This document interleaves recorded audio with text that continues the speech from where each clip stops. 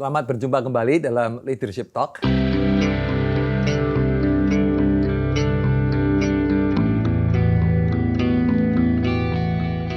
Dan kali ini kita akan berbicara tentang pikiran seorang pemimpin. Nah, mengapa pikiran itu penting?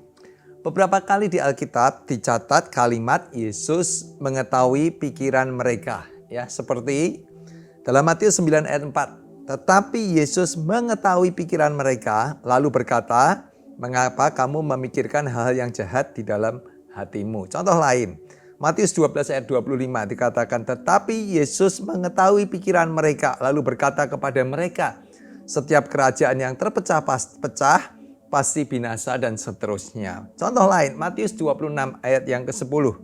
Tetapi Yesus mengetahui pikiran mereka, lalu berkata, "Mengapa kamu menyusahkan perempuan ini?" dan seterusnya, ya. Nah, mengapa pikiran kita penting? Yang pertama, karena Tuhan selalu tahu apa yang kita pikirkan, ya. Pikiran kita terbaca oleh Tuhan tentu saja, ya. Karena itu kita harus berhati-hati dan bertanggung jawab dengan pikiran kita dan menjaga pikiran kita. Yang kedua, karena pikiran itu mencerminkan apa yang ada di dalam hati kita. Niat, motivasi, nilai-nilai, keinginan, baik positif maupun negatif, ya. Dan ketiga, pikiran-pikiran atau pikiran kita tuh akan berbuahkan keputusan dan perbuatan, ya. Karena itu menurut saya pikiran seorang pemimpin penting, bahkan ya saya melihat para pemimpin itu punya pikiran-pikiran yang berbeda, ya. Dan hari ini kita mau belajar bagaimana kita sebagai pemimpin bisa membentuk pikiran kita sendiri.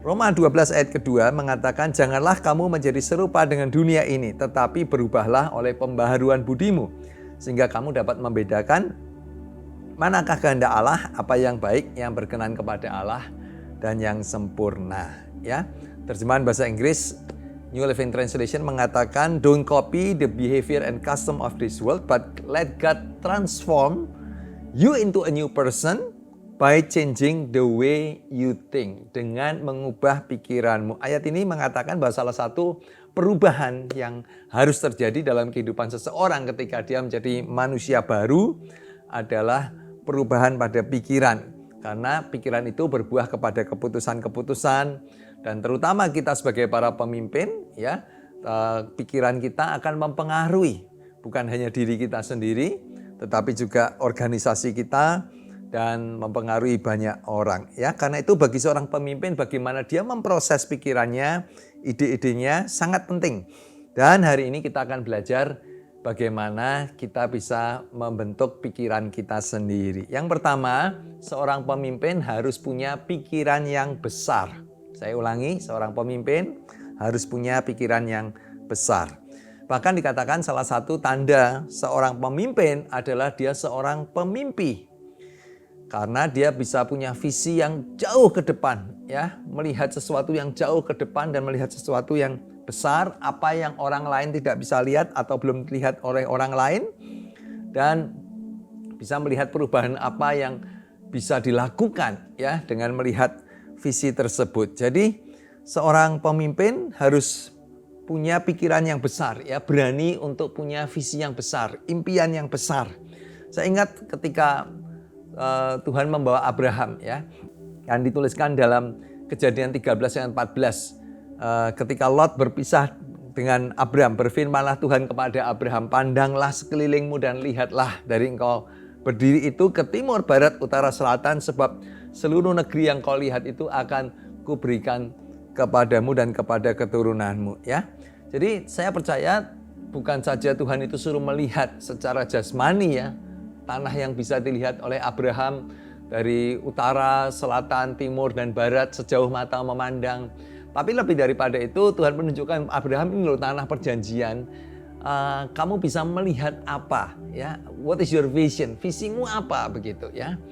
Lalu mungkin Abraham sih melihat suatu negeri yang hijau atau yang subur, tapi kemudian Abraham bisa melihat bahwa negeri itu akan jadi tanah perjanjian, di mana keturunan atau keturunan Abraham, bangsa Israel akan menjadi bangsa yang besar, akan ada kota-kota yang kuat, akan ada ekonomi, akan ada sekolah, pendidikan, pelabuhan, dan lain sebagainya, ya. Karena itu penting bahwa ayat ini mengajarkan apa yang kita bisa lihat itu yang akan terjadi, dan apa yang kita nggak bisa lihat, kita nggak bisa punya, memimpikan saja nggak bisa, ya nggak akan pernah terjadi dalam kehidupan kita. Ya, sekali lagi sebagai seorang pemimpin, yang pertama, ayo punya pikiran yang besar, ya, punya mimpi yang besar, punya impian yang besar, punya pikiran yang besar, ya, yang punya perspektif yang sangat luas sekali. Yang kedua, seorang pemimpin itu pikirannya harus panjang. Berbicara tentang suatu pikiran yang strategis, ya. Ketika seorang pemimpin punya impian, punya visi, sekarang bagaimana membuat impian itu menjadi kenyataan. Karena itu seorang pemimpin harus menjadi orang yang bisa melihat jauh ke depan, tapi juga bisa menunjukkan, ya, lewat mana ini, bagaimana how to make things happen, bagaimana membuat visi itu menjadi kenyataan, ya. Jadi seorang pemimpin harus punya pikiran yang panjang. Ya, Lukas 14 ayat 28 mengatakan, sebab siapakah di antara kamu yang kalau mau mendirikan sebuah menara tidak duduk dahulu membuat anggaran biayanya, kalau cukup uangnya untuk menyelesaikan pekerjaan itu, supaya jikalau ia sudah meletakkan dasar dan tidak dapat menyelesaikannya, jangan-jangan semua orang yang melihatnya mengejek dia sambil berkata, orang itu mulai mendirikan tetapi ia tidak sanggup menyelesaikannya. Atau raja manakah yang kalau pergi berperang melawan raja lain tidak duduk dahulu untuk mempertimbangkan apakah dengan 10.000 orang ia sanggup menghadapi lawan yang mendatanginya, atau dengan 20.000 orang. Ya, jadi berbicara tentang pikiran yang strategis, ya, pikiran yang panjang, membuat perencanaan sebelum melakukan segala sesuatu. Nah, ada dua hal yang saya mau bahas di sini. Yang pertama, pikiran yang strategis, berbicara tentang orang yang bisa, seorang pemimpin harus bisa menjelaskan pada para pengikutnya bagaimana dia akan mencapai visinya, atau bagaimana membuat visinya terjadi. Ya, pikiran yang strategis membawa seorang pemimpin untuk berpikir 5 tahun, 10 tahun ke depan. Dengan pikiran strategis, seorang pemimpin menghitung kesempatan yang mereka miliki, sumber daya yang mereka miliki untuk mencapai tujuan mereka, juga kelemahan apa yang harus diatasi, sekaligus ancaman-ancaman yang dapat menggagalkan mereka mencapai visi dan tujuan mereka. Ya, salah satu tugas penting seorang pemimpin adalah membangun budaya yang terdiri dari nilai-nilai, kebiasaan-kebiasaan, dan cara-cara untuk melakukan sesuatu. Ya, kan budaya sebuah organisasi menentukan bagaimana hubungan antara individu dan atmosfer dalam organisasi tersebut, ya. Dan yang ketiga, seorang pemimpin harus punya pikiran yang dalam, ya, atau pikiran yang bijaksana. Salah satu peran penting seorang pemimpin adalah membuat keputusan-keputusan. Beberapa keputusan itu mudah dibuat, beberapa keputusan sulit, ya, karena konsekuensi-konsekuensi yang mengikuti keputusan yang dibuat. Beberapa keputusan memiliki dampak jangka panjang yang besar, sehingga perlu pemikiran yang dalam dan sebelum kita membuat keputusan. Karena itu seorang pemimpin harus bisa membedakan atau belajar membedakan, ya, mana keputusan yang bisa diambil dengan cepat, mana keputusan yang harus dipikir dengan dalam, ya. Nah, disinilah seorang pemimpin perlu hikmat untuk membuat wise decision, ya.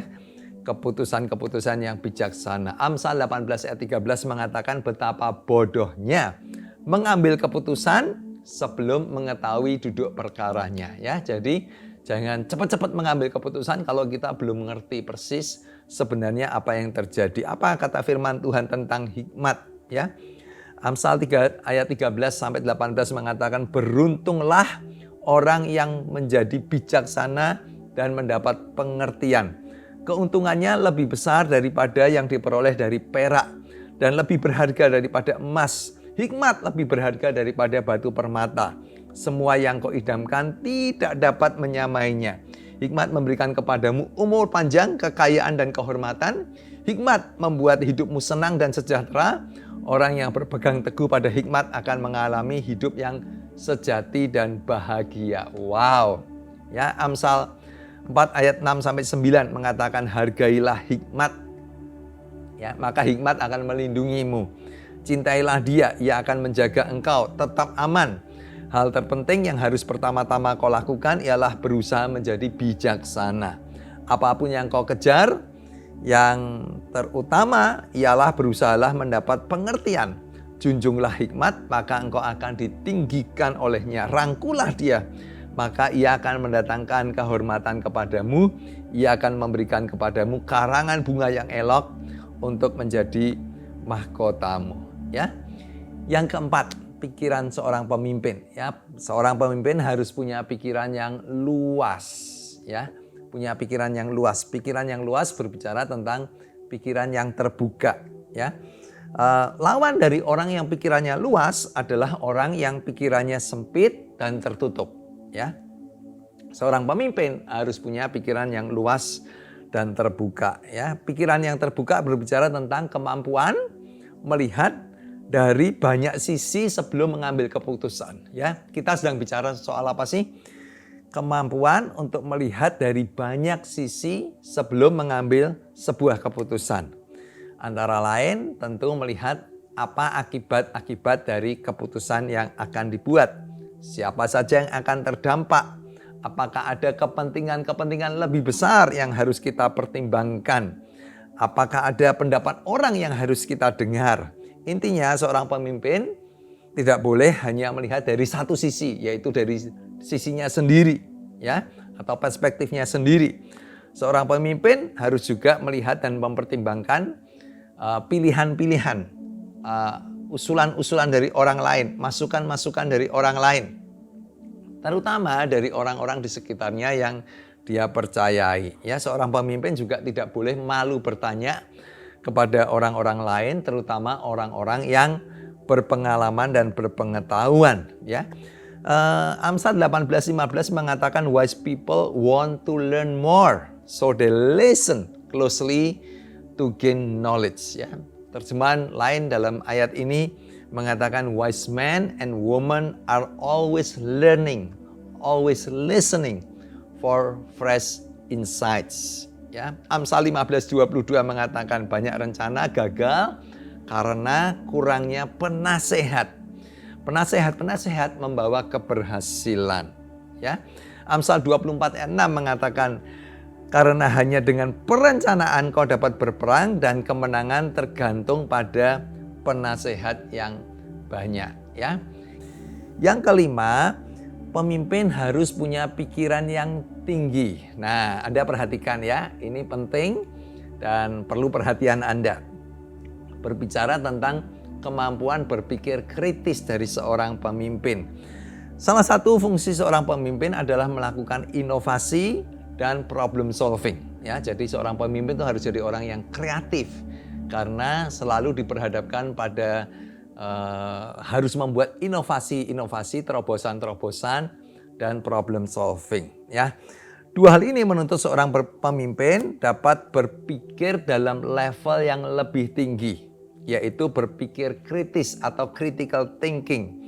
Berpikir kritis adalah kemampuan berpikir secara logis, secara berurutan, sequential, dan terstruktur. Karena itu seorang pemimpin harus bisa punya dua kemampuan ini. Yang pertama melakukan analisa, yang kedua melakukan sintesa. Apa itu analisa dan apa itu sintesa? Analisa adalah kemampuan melakukan evaluasi dengan menguraikan sesuatu yang begitu besar dan kompleks menjadi unsur-unsur yang mudah dipahami. Ya, sebagai salah satu contoh adalah kemampuan untuk bisa melihat mana yang sebab, mana yang akibat, kemudian membuat urutan yang benar antara sebab akibat. Lalu dengan kemampuan ini seorang pemimpin akan dapat memahami dan kemudian mencari solusi yang tepat atas situasi-situasi yang kelihatannya begitu kompleks. Ya, kalau seorang pemimpin tidak punya kemampuan analisa yang baik, maka dia akan mengambil keputusan yang salah tentang suatu situasi. Nah, kalau analisanya sudah salah, tentu solusi yang diambil, keputusan yang diambil untuk mencari solusi pasti akan salah karena salah menilai situasinya. Kenapa? Analisanya salah. Yang kedua adalah sintesa.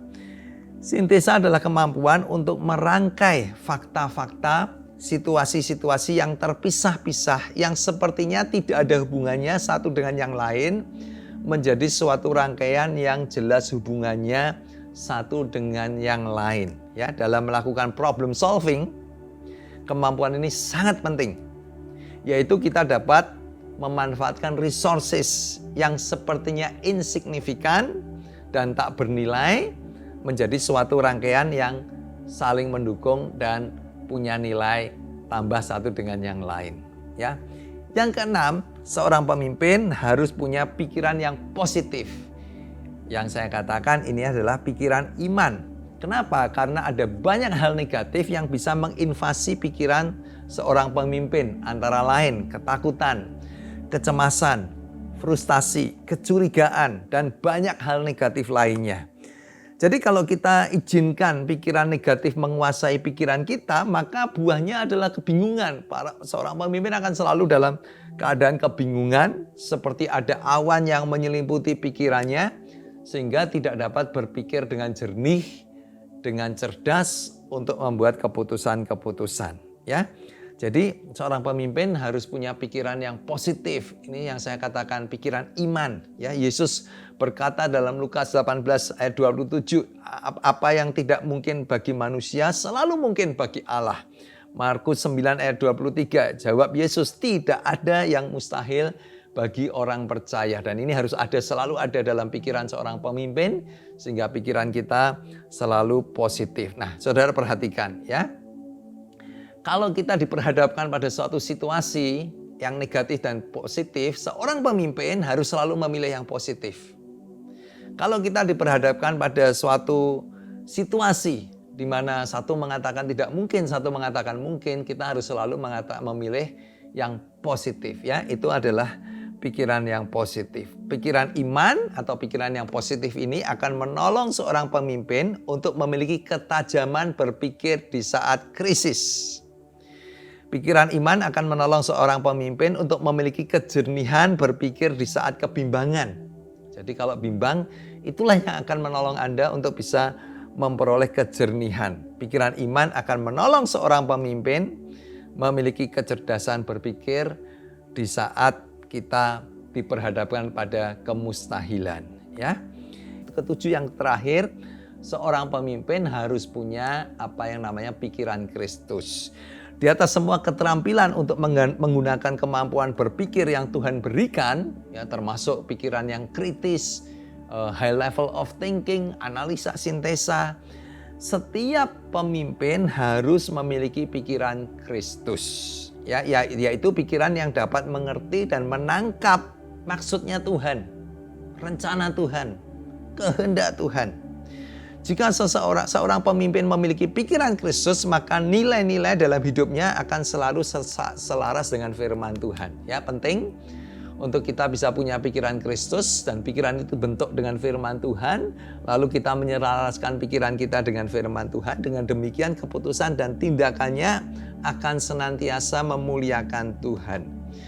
1 Korintus 2 ayat 16 mengatakan, sebab siapakah yang mengetahui pikiran Tuhan sehingga ia dapat menasehati dia, tetapi kami memiliki pikiran Kristus. Sebaliknya, seorang pemimpin yang pikirannya tidak diserahkan kepada Kristus, maka kemampuan berpikirnya akan dipergunakan untuk hal-hal yang jahat dan duniawi. Tentu kita sudah pernah mendengar tokoh-tokoh dunia yang pengaruhnya besar tapi negatif, kejam, ya, membawa peperangan, kehancuran, dan lain sebagainya. Bisa saja seorang pemimpin memiliki kemampuan berpikir yang luar biasa tetapi dipergunakan untuk keuntungannya sendiri atau untuk memanipulasi orang lain. Ya. Karena itu penting seorang pemimpin untuk memiliki pikiran Kristus, sehingga kita akan bisa memiliki hikmat yang melebihi kemampuan dan pengalaman manusia, memiliki kecerdasan yang melampaui kepandaian manusia, dan memiliki insight yang melampaui pengetahuan manusia. Saya percaya bahwa Tuhan menciptakan dan memberikan kemampuan berpikir kepada kita para pemimpin. Ya. Pikiran, kemampuan berpikir itu anugerah Tuhan, diberikan oleh Tuhan, dan Tuhan menginginkan agar kemampuan itu sama seperti kemampuan-kemampuan lain yang Tuhan berikan kepada kita dipergunakan secara maksimal dan membawa kesejahteraan bagi umat Tuhan dan terutama untuk kemuliaan bagi nama Tuhan. Amin.